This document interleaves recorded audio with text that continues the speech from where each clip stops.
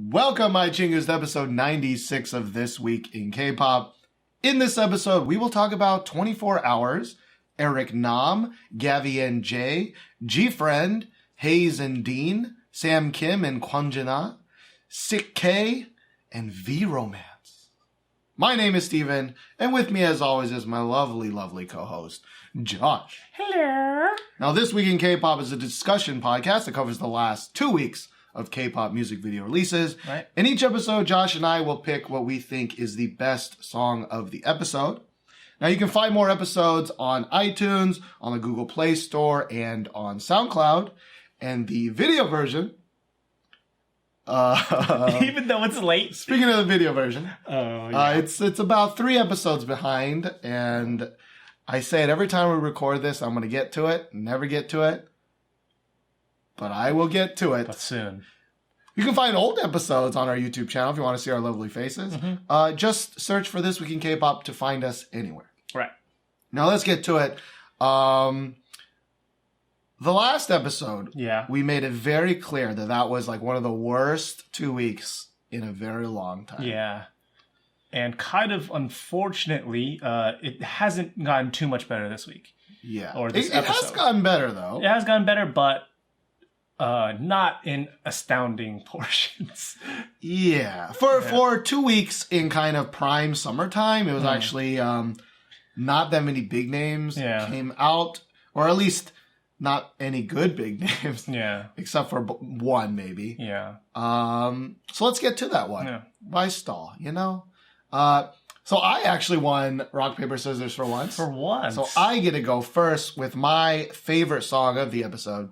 And that is by a group of girls that have done very well for themselves. Their first song this year broke a lot of records. Oh, yeah. And this one is currently, I think, also #1 still. I think on Melon, at least, a lot of the Show Me the Money songs are still like kind of I know havoc. the BY songs are still really up there, but I think last time I checked this was still #1. Okay. But it doesn't matter. Yeah. Because they're #1 in my heart. It's at least top 3 or top 2. Yes. Yeah. Their last song, of course, being Rough, and it had the record for the longest at #1. Yeah. So Gfriend is back with a new song, probably pronouncing it wrong, but it's Navillera. Navillera.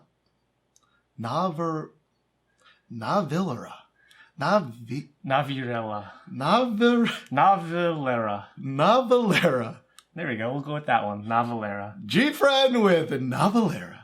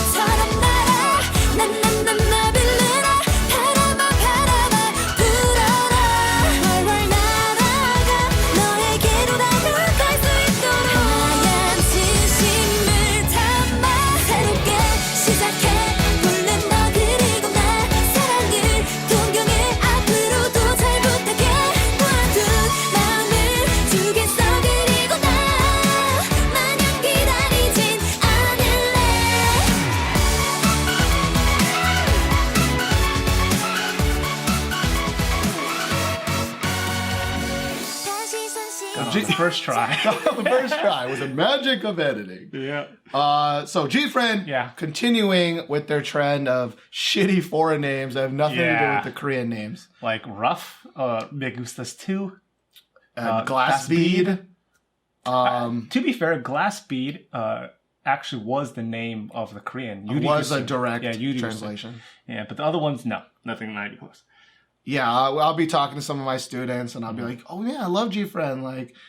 Rough was great." And they're like what song? That one's like the Korean translation, direct translation would be like "Time is running out" or something. Yes. Yeah. Or be like, "Oh man, I really like Me Gustas too," and they're like, I actually don't know what the Korean title is for Me Gustas Too.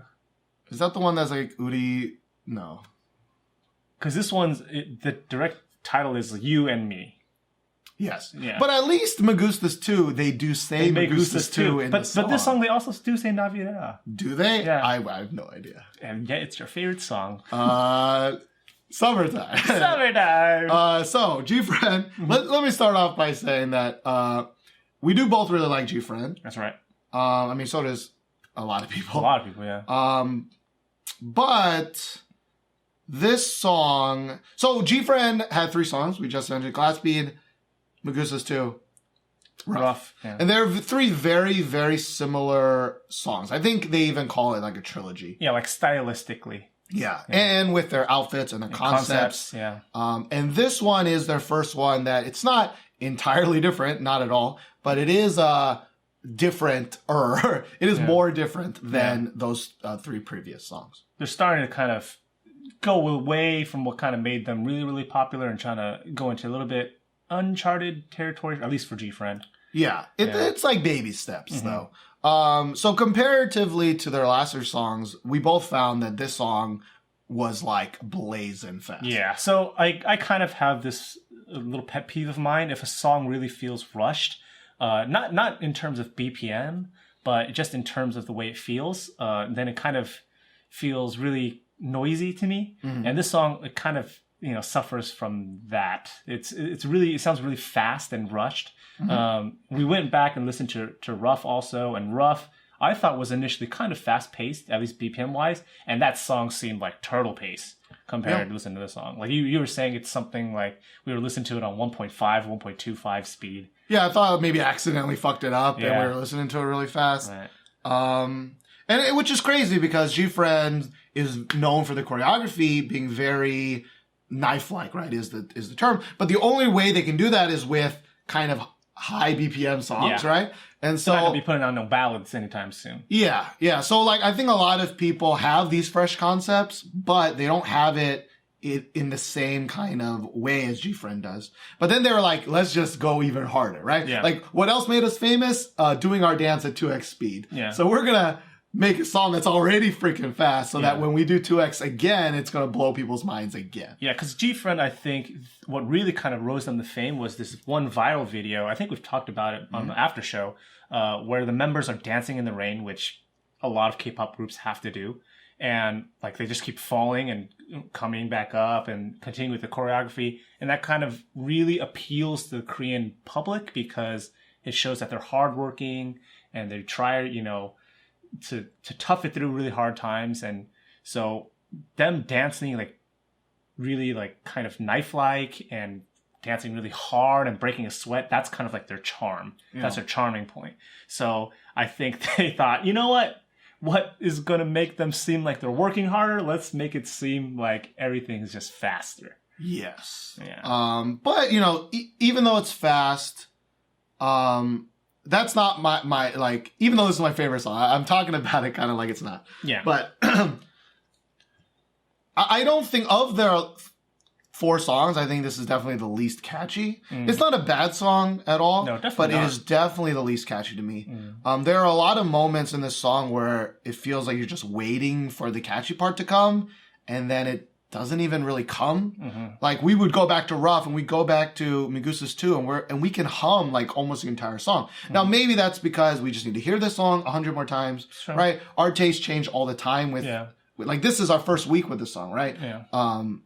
But at first glance, it really does seem way less catchy than at least Rough and Me Gustas Too. Yeah, and I think what really kind of makes it seem less catchy is the chorus itself. It doesn't really distinguish itself from the actual verse. It kind of just blends in without really noticing it. And then later on, when they kind of repeat it a few times, you're like, oh, that's the chorus. Yeah.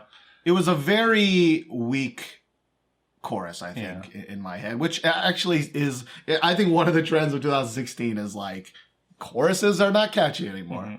And this song really sounds like it belongs at the beginning of a Japanese anime. Like Gundam Wing, like the robots are like flying around shooting each other.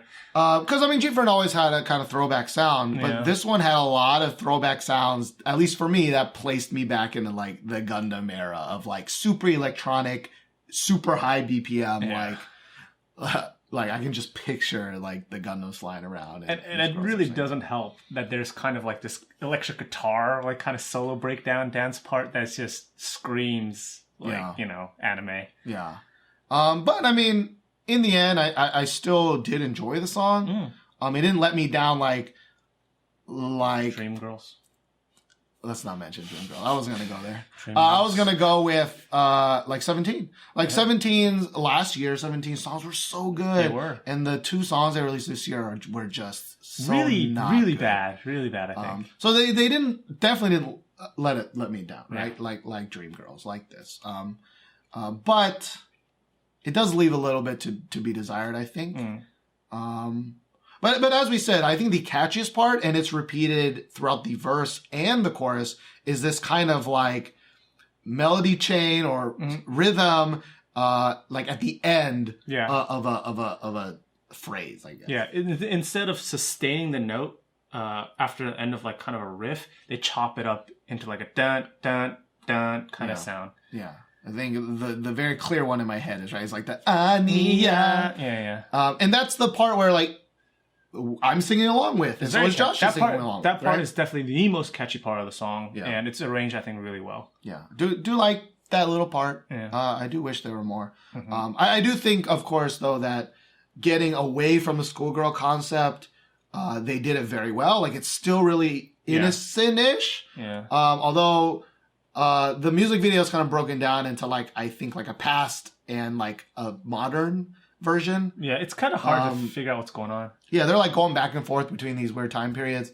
And in the modern outfits, like a couple of the girls were wearing like you can see midriff and stuff, which for Gfriend was like, wow, hey girls. And I think that's the proper way to like transition into more mature kind of concepts and things like that, rather than just changing really, really abruptly. Yeah. Like a gradual change is really good. Because I think like in older concepts and stuff, like Steven was saying, it's a lot of uniforms, like they're all kind of wearing the same things.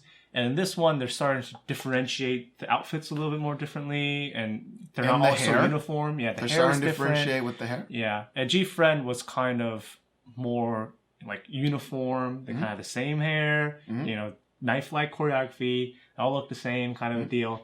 But they're starting to, you know, modern it up. Reach out a little bit. But, you know, they've been doing very well for themselves. Gfriend is probably one of the biggest success stories, close to, I guess, Mamamoo in the last 3 years. Yeah, I'm glad Mamamoo's also coming up. So we're really happy to see that they have not disappointed yet.